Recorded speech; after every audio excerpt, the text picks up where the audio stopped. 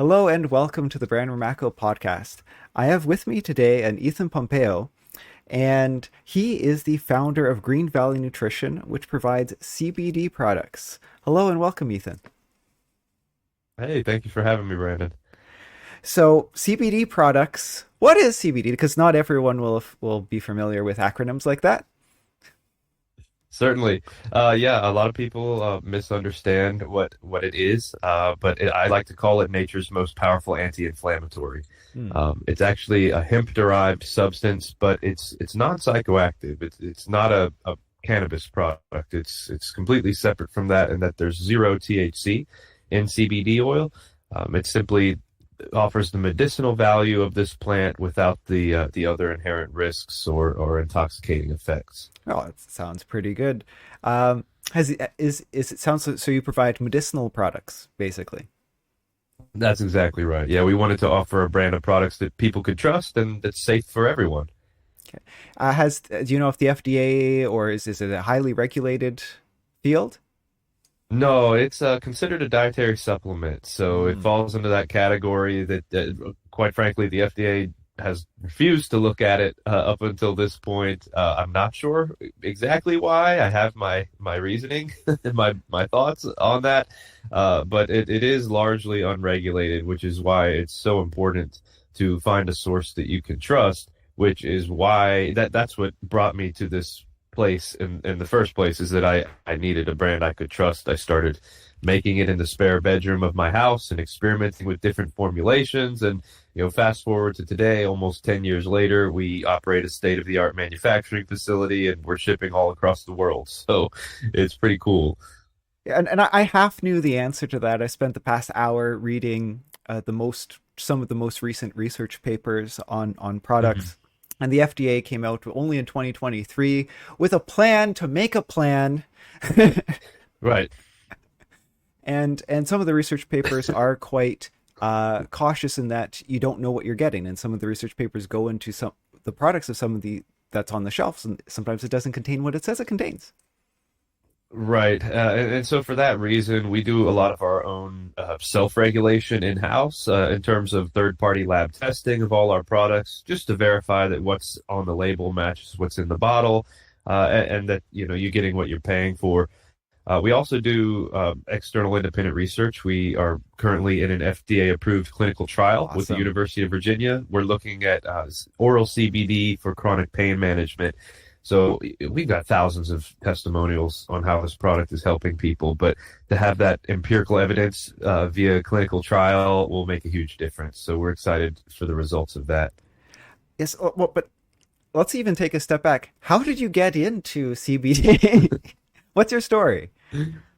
Yeah, so if you go to my website, you'll see my logo is a panda, and everybody loves pandas. A cute, cuddly little bear, right? Bamboo munching friend. But that's not the reason why I chose a panda. Back when I was 13 years old, I started experiencing these neurological symptoms out of nowhere. I went from Hmm. being nor quote unquote normal and healthy to having these motor tics, loss of motor function, cognitive issues like OCD and severe anxiety that really crippled me, and it severely impacted my quality of life and my daily life. And for many, many years, we had no idea what was going on. I mean, my parents kind of took the reins and scoured the internet and any resources that were available to us to try to figure out what was going on. And really, the doctors had no answers. I received a diagnosis very shortly thereafter of Tourette's syndrome, Hmm. but Tourette's syndrome, it didn't give us any answers. We didn't know the cause. We didn't know if there was a cure. We didn't even know how to treat it.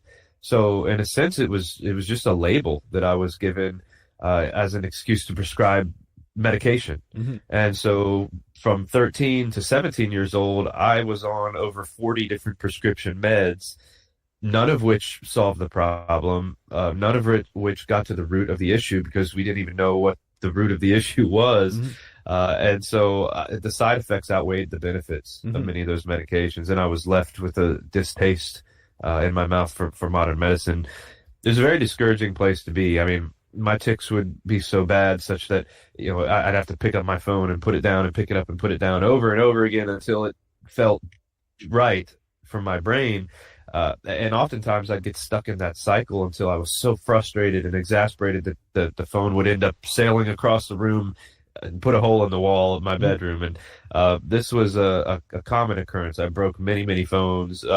And it wasn't just my phone, it was almost any object I picked up. I would have to do this ritual as a result of the OCD and the tics I was dealing with. And it wasn't until I was near the end of that cycle, where I was about 17, 18 years old, where I actually got the correct diagnosis of PANDAS, which is an acronym for Pediatric Autoimmune Neurological Mhm. Disorders Mhm. Associated with Strep.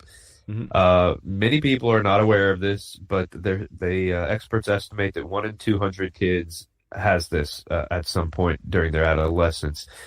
And essentially, what it is, it's a strep throat or other foreign invader that causes an unusual and autoimmune response in the Mhm. body. Mhm. And what happened to me was the strep throat bacteria caused my body had very difficult time fighting it off for whatever Mhm. reason, and so it responded as it normally would by creating antibodies against the strep bacteria.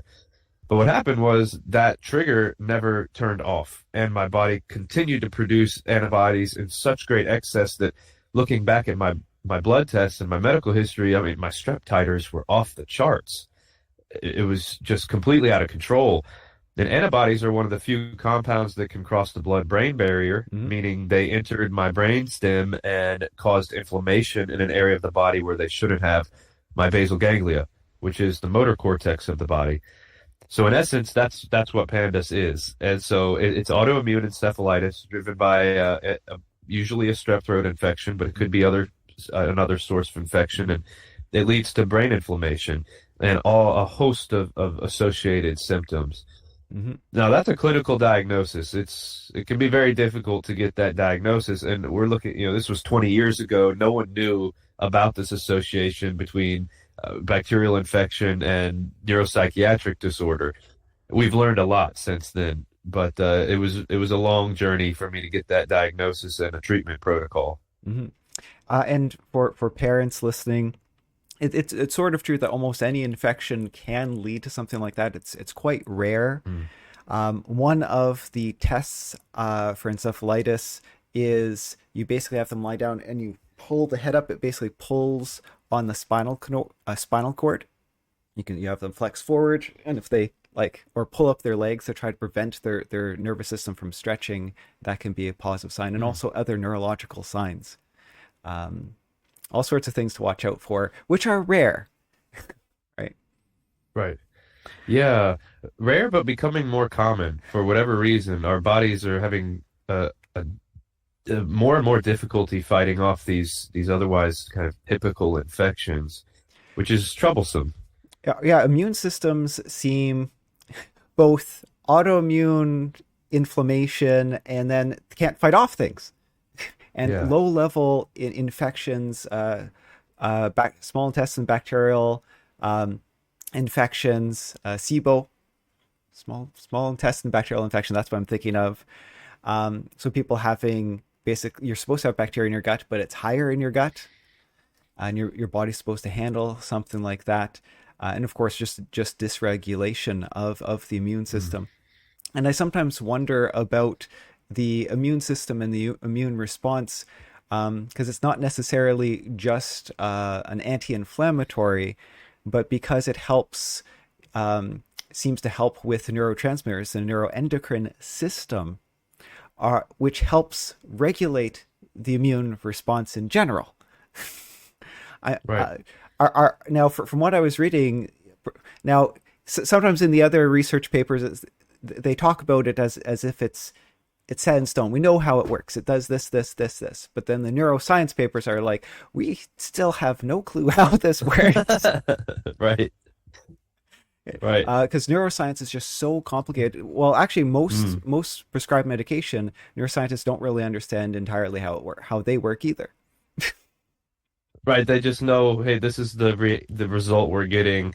Let's try it. Yeah, yeah. Um, Had a thought along those lines. I think it's that unorthodox use of medication, as in, the doctor basically said, hey, try this. We'll see if it works. If it doesn't, maybe we'll boost the dose. If that doesn't work, we'll try something else.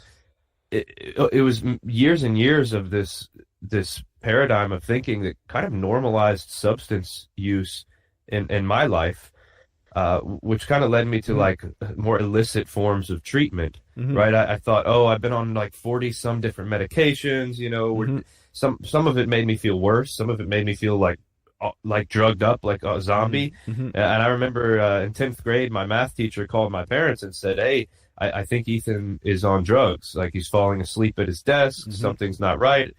And I just remember thinking like I am on drugs. Like this medication is making me feel lethargic and terrible. And so I think it was that really the medication that I was on as a youth that kind of was the gateway for me to go down this path of illicit drug use, and namely cannabis.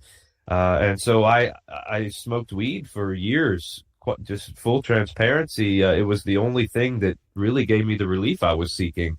And so I just relied on that for a long time without knowing why it was helping me.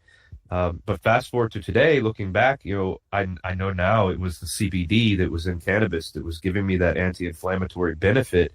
The problem was I had to smoke to get it at that Mm-hmm. time. And so there's all these associated health hazards and risks and side effects that came along with that impacted my life negatively.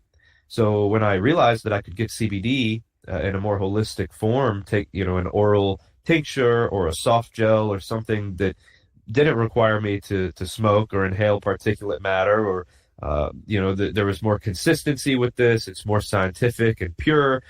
All of these benefits, it took away the risks and gave me all the benefits. So, today I can take CBD oil orally, get those anti-inflammatory, plant-based, natural benefits without any of the risks, or the risk of running into issues with law enforcement or any of these other things. Mm-hmm. And it's consistent and it's safe and it's non-intoxicating. So CBD was really like an answered prayer in my life, and that's why I'm so passionate about it. And it's not the only anti-inflammatory I take either. I take many other supplements that help regulate that inflammation, that have helped me feel better and kind of ushered in this healing journey for me. And it's not necessarily just anti-inflammatory, right? Or the mechanism why it's anti-inflammatory could be involve more neurotransmitters, or could be something else. Like one thing can affect one thing, Correct. can affect one thing, and I don't think it's quite established exactly how it has all the effects that it has. Yeah. Yeah, it is definitely related to what they call the endocannabinoid system, which is, although it was discovered in the 60s by Israeli researchers, and we know now it's actually the largest system in the body. However, it's still not taught in conventional medical schools. So, yeah, there's a lot we don't know about it and how it works, but it is remarkable, and we know that it does work. And speaking of drugs and working, oh, drugs. There's so many drugs out there that are prescribed off-label Right. or that are not better than placebo, Mm, and still prescribed, and then have terrible side effects. right. And sometimes these side effects are some of the reasons why the drug is also prescribed. So actually, a Mm, lot of neuro drugs are prescribed are have side effects for the gut, and then get prescribed for the gut, or were originally actually a lot of depression drugs were actually gut drugs, mm. and then they were Interesting. affecting people's minds, and they're like, oh, you feel different, you're thinking different, you're not sad. Okay, let's do a study for that. Well, to be honest, that was the first medication I was ever prescribed. It was a blood pressure medication, Yeah, and the yeah. physician said, "Hey, there's off-label use for like treating tremors and tics. Let's see if it helps you." And so I'm a 13-year-old with perfect health, physical health, being prescribed blood pressure medication. It seemed weird. And so they're shooting darts at a dartboard, and I feel that there's something called informed consent for treatment. and the patient should be able to make an informed decision whether they want to take the drugs or not, and people just blindly do. So what are the risks of this? How long do I need to be? Is this addictive? And a lot of people don't get those answers, Mm. uh, and and yeah, they end up on this roller coaster when, and for some issues, not necessarily your issue, but for some issues, the root of the problem isn't a lack of SSRI. It isn't a lack of some sort of pain medication. It's not a lack of pregabalin or Right. gabapentin, which are both prescribed commonly off-label with no research behind them. Mm. um, oh, with all sorts of side effects. I think I've mentioned this in a couple of my past ones. I had someone having suicidal thoughts, which was a side effect of one of the drugs they'd been put on. Mm. Yeah, I can't imagine, man. That's Um, so I'm going to segue to some of the research on CBD that I read, and maybe you can comment on some of these things. Kids, all sorts of neuropsychiatric effects, uh, turrets, and things like that. There are papers out there. There's meta-analysis and such, but at every single study I looked at, no matter what it was, it's like we don't have enough research. They were yeah. case studies. I think there were a total of 3 people with Tourette's. Yeah. So the size of the studies are very small, and case studies tend to only be written in positive stories. So if it doesn't work, people are like, "Oh, it didn't work. Let's write a research paper about something that didn't work." People get inspired to write a research paper. Oh, I found something that might help people, and I'll publish it. Um, Anxiety, general anxiety disorder, social anxiety disorder, PTSD, in general seems to work. Actually, that had some of the best research on it. Hmm. So Yeah, anxiety, anxiety is the one that there have been clinical trials on yeah, where it's been shown to definitely help, and I'm living proof of that. I can tell you, taking CBD, it's like it just takes the edge off for me. And I tell people, I would never advertise it as a miracle cure, right? yes, You need to do things that benefit your body, that are beneficial for you, aside from just taking a pill and hoping all your problems go away. Now, CBD was the catalyst for that lifestyle change for me, because I tell people when you're dealing with a health crisis or disability or something along those lines, it's very difficult to make any overarching changes to your lifestyle. I mean, at least for me, I remember feeling stuck, kind of wallowing in my symptoms, like unable to move. I mean, I spent all day dealing with these symptoms and just trying to cope and get through my day. Like the last thing I wanted to do at the end of the day is go back and like reflect on all this and think about like changing my life. I was just trying to get through my life, hmm and that's a tough place to be. But if you can find something, a tool like CBD that can give you enough relief so that you can just take a deep breath, refocus, sometimes that's all you need to then like think back on your life and say, "Oh yeah, I need to get up off the couch and get into the gym and start exercising." Or hmm yeah, I need to retool my diet and focus on getting anti-inflammatory foods and cutting out junk and sugar and all this stuff and all these things. I love where you're going with it, because that's where you need to go, because the root of your anxiety isn't a lack of CBD. Right. Right. So you use the CBD, and if it works for you, not everything will work as well for every person. If Right. CBD works for you, use that to then get to the root cause of your anxiety to make your life better. Whether you're using CBD for pain, for insomnia, for all sorts of things. Um, I keep on thinking of chiropractors. If a chiropractor helps someone, it's like, yep, I helped you, but you have to come back every week the rest of your Right. life. It isn't okay. Now you're moving well. Now we can do the rehab exercises and the reconditioning. So hopefully you never need to see me again. They rarely, or at least the very the rich chiropractors don't go into that stuff. The profitable ones. Right. So I'm happy to hear someone who sells the products being like, I want you to get better. Yeah. No, hey, listen, I've been there, man. I've been in the dark place and I know what it's like to deal with this. And I would never wish that on anyone. You Mhm. know, my whole goal is to help people heal. And that's really what separates me from a lot of the other CBD companies out there. Like we're not just focused on like pushing products, right? Like our goal is to give you the tools you need and the information needed to make these lifestyle changes and set the course for healing. So you can take charge of your health and live a better life that's fulfilling and enjoyable. I like to say I want all of my customers to have a happy, healthy life. So that's really important to us that we're not just selling a product, but that we're empowering you.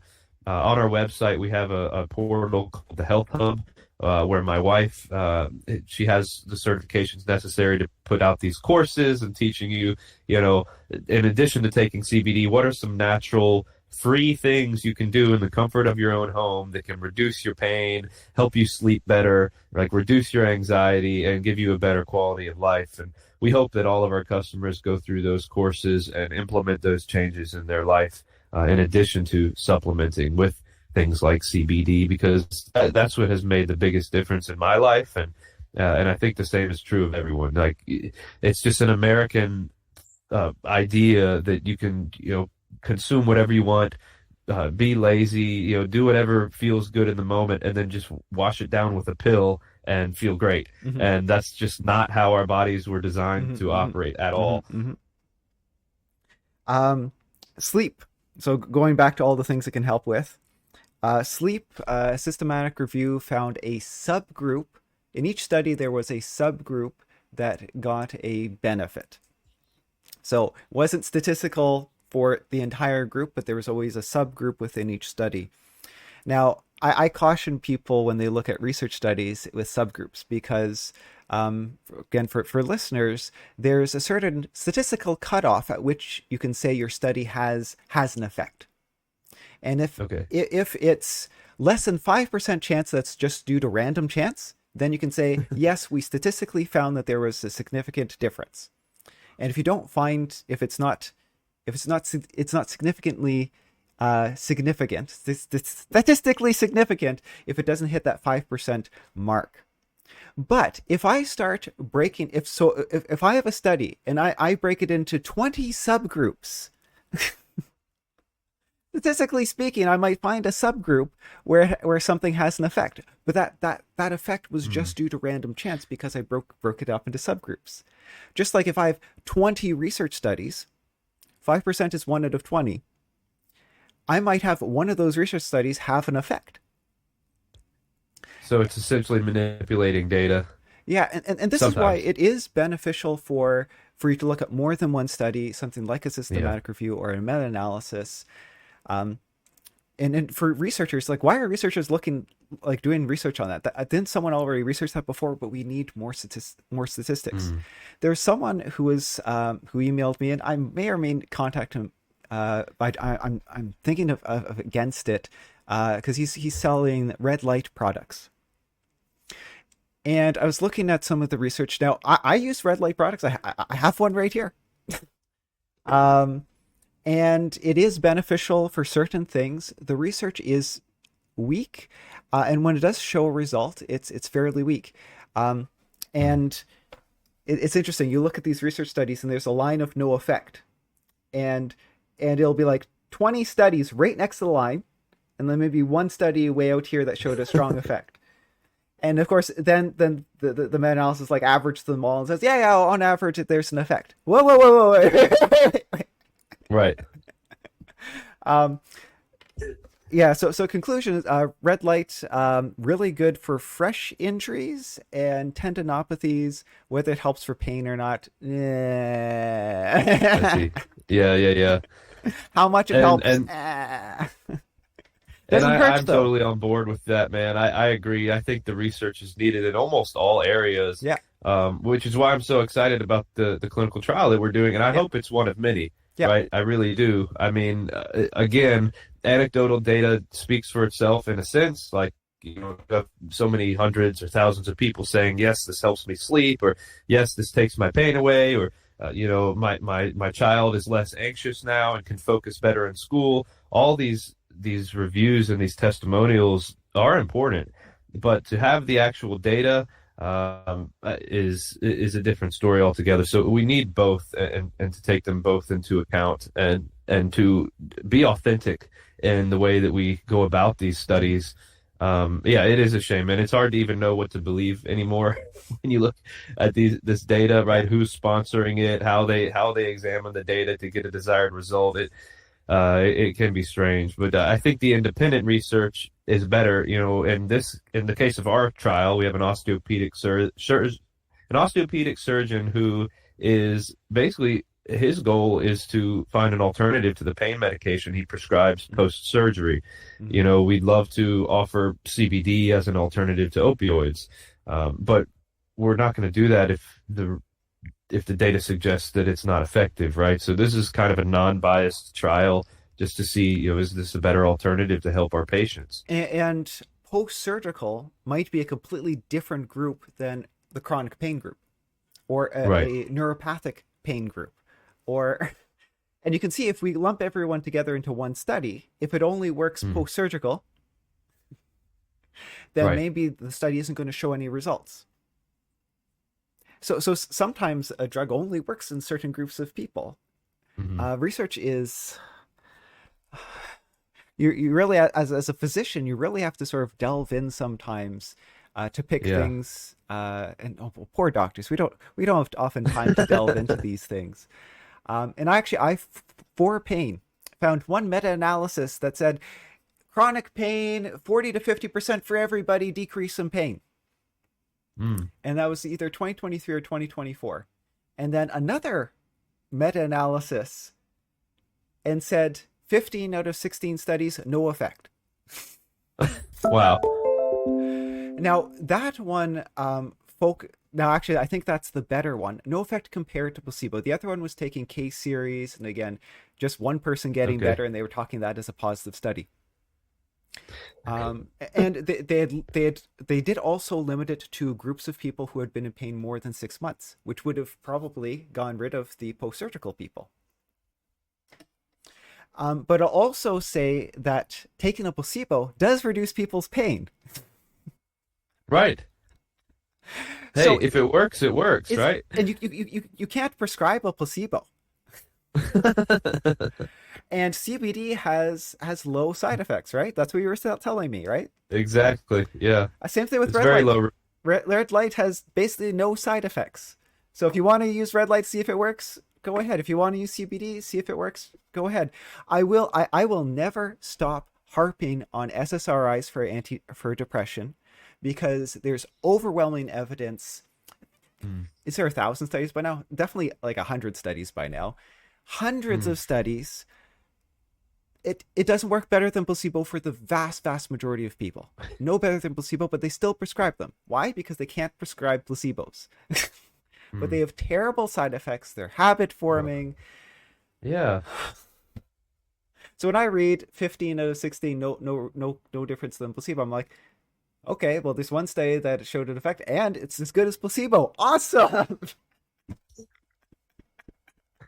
Unfortunately, man, I mean, we normal people, right? We look to physicians as like our front line of defense, and you guys are the experts. And I think there's almost like too much trust given to the physician. I mean, Yeah, my first experience with a doctor, I was in and out of his office in 5 minutes, and I went out with a misdiagnosis and a prescription that did nothing. And I can't necessarily blame the physician. Like he only knows what he knows, and again, like this stuff is not taught in med schools. I hope eventually Pandas is, but it's the work we're doing with some nonprofit organizations that I'm in network with, that we are educating physicians, providing CMEs like furthering education credits to empower doctors mm-hmm. to properly diagnose and treat these disorders, that really makes a difference. So, you know, people like you who are open to just exploring and reading and learning more, that's how we really impact the world and help our patients. Now I have to check with my board, but my board sent out a notice 3 or 4 years ago saying if you were to sell or prescribe CBDs, you'll lose your license. There's not enough Right. research. And then, of course, I shake my head because things like SSRIs or gabapentins Right. prescribed off label, and there's no research for half the things it's prescribed It's for. crazy. Uh, and change in healthcare is slow. and it's very Yeah. resistant.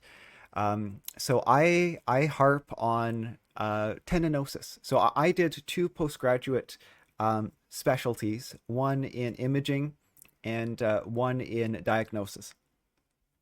In the diagnosis one, it was like, oh yeah, there's no such thing as tendonitis, or almost no such thing as tendonitis. It's tendinosis. I was Okay. like, okay, I think I might have heard that term once before, and then I do my imaging specialty, and they're like, yeah, in your imaging reports, don't write tendonitis anymore, write tendinosis, because the Huh. mechanism is different. And oh yeah, you might as well tell the doctors you're working with, don't inject, um, anti-inflammatories anymore. So so doctors hear tendonitis, tendonitis, tendonitis, tendonitis. Itis is means inflammation. Uh, So what does a doctor do for an itis? Well, okay, I've diagnosed you with tendonitis. I'm gonna take this steroid, this corticosteroid, which is a strong anti-inflammatory, and inject it into the tendon because the problem is itis. yeah. Yeah. Well, it turns out it doesn't work, and in fact, it weakens the tendon, and the long-term results of all of those injections were negative. But doctors are Mm. still doing it because they're still teaching it in schools. Well, the patient goes in, they want their pain relief, Yeah, right? So if the shot works and relieves pain, it's like okay, and then I keep coming back. So yeah, yeah, that's another weakness is we're chasing these short-term results yeah. at the expense of our long-term health.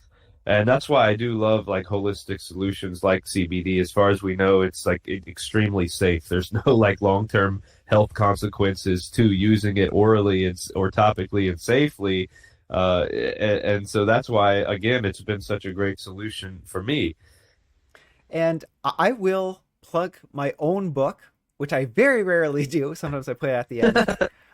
But because my book is on chronic pain, and I Yeah. didn't put CBD in the book, but my book is about rehab and it's about accurate diagnosis because you might know more than the doctor after reading the book. So use something like CBD or use the opioids from the doctor to knock down your pain. And Hmm. but your problem isn't a lack of CBD or a lack of opioids. Try to solve your problem. Psychiatric treatments, counseling, exercise, and if you plateau with a physiotherapist, go search out another physiotherapist, Hmm. um, and search out an accurate diagnosis. Search out imaging. Anyway, my book is sort of a guide to self-inform and to manage your healthcare. Because sadly, you can't trust the doctors to know everything, and you wish you want to, but you can't. Yeah, no, that's great advice. It's so true. Like use those scripts and those treatments as tools to really take control of your health and change the root of the issue, right? In my case with pandas, we were just trying to mask the symptoms with drugs. So it's like, hey, is this helping your ticks? No, okay, try this other thing. And they're just trying to help me like get through my day. Well, that's not solving the problem. That's not really helping me, right? And so by identifying what pandas is and how the infection causes inflammation. Now we can treat the infection at the Mm-hmm. root. We can go after the inflammation through supplementation and lifestyle Mm-hmm. change and Mm-hmm. diet change. Mm-hmm. And now we're targeting the root cause of this issue. If I can get that inflammation at bay, that brain inflammation, that encephalitis down, then my symptoms will go away on their own. Mm-hmm. And like I cured so many people with fibromyalgia over the years, Wow. and it's considered a diagnosis of exclusion. So when they give up, they diagnose fibromyalgia, and it's considered impossible to cure. Right. And it's really just that in most cases the doctors have just given up. Right. Oh, it's such a shame. But don't give up. Don't give up there. So if you have Right. anxiety, insomnia, pain, if your kids have difficulty concentrating, focus, tics, epilepsy, CBD Yeah. is something to look into and investigate, right? And Yeah, absolutely. pets. I saw on your website pets. Yeah. So ever since the pandemic, Americans have more pets than children. And so it's a huge segment, but I'll say the dogs and cats, even horses, can get the same benefits that humans do, right? Pain relief, separation anxiety, thunderstorms. It works wonders for our animals too. And I think more often than not, people actually try it on their animal first and say, "Oh yeah, little Pooch needs some help with his achy joints." And then they'll see, "Oh my gosh, like he's up off the couch, he wants to play fetch. Like this must really be helping him. And maybe I should use it on my knees." So I do feel that like there's less of a placebo effect or chance of a placebo effect with pets because you can't explain to that's them what I what it's gonna do, right? It's just that's what I've another always treat. said. That's what I've always said. Yeah, the pet's not going to fake it, right? They either feel better or they don't. And so, yeah, that is awesome. Yeah, I actually shadowed a chiropractor who cracked or worked on pets.